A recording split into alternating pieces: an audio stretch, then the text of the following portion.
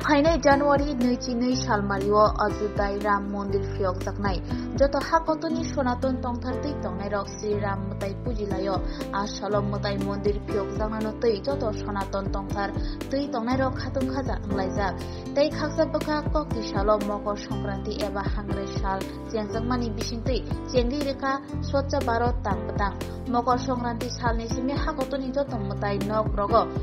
साफ सुथरा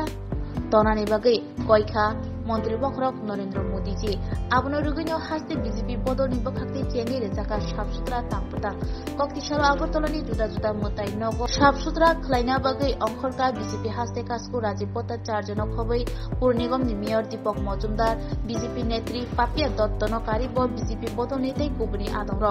आसालो इन्द्रनगर तंमा काली मन्दिरनि सिमि चेंगै दलेश्वर रामकृष्ण आश्रम तै गुबुनि जुदा जुदा मन्दिरक साफ सुथरा खालाय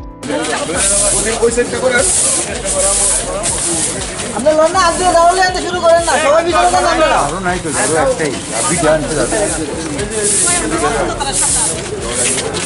আপনারা সবাই অবগত আছেন যে আগামী 22 জানুয়ারি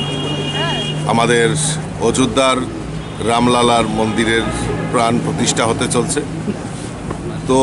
এই রামলালা মন্দির আমাদের সনাতন ধর্মের যে প্রাণপ্রিয় পুরুষ রাম ওনার স্বমহিমায় উনি অযোধ্যায় ফিরছেন। তো সেই উপলক্ষে আমাদের ভারতবর্ষের যশস্বী প্রধানমন্ত্রী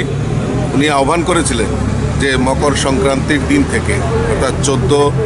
জানুয়ারি থেকে 22 জানুয়ারি পর্যন্ত আমাদের তীর্থক্ষেত্রগুলিতে স্বচ্ছতা অভিযানের উনি আহ্বান করেছিলেন সারা ভারতবাসীর কাছে। তারই অঙ্গ হিসাবে আমরা ভারতীয় জনতা পার্টিও নির্ণয় করেছি যে লাগাতার এই আজকে থেকে লাগাতার 22 তারিখ অবধি আমাদের ত্রিপুরা রাজ্যের সমস্ত তীর্থক্ষেত্রগুলিতে আমরা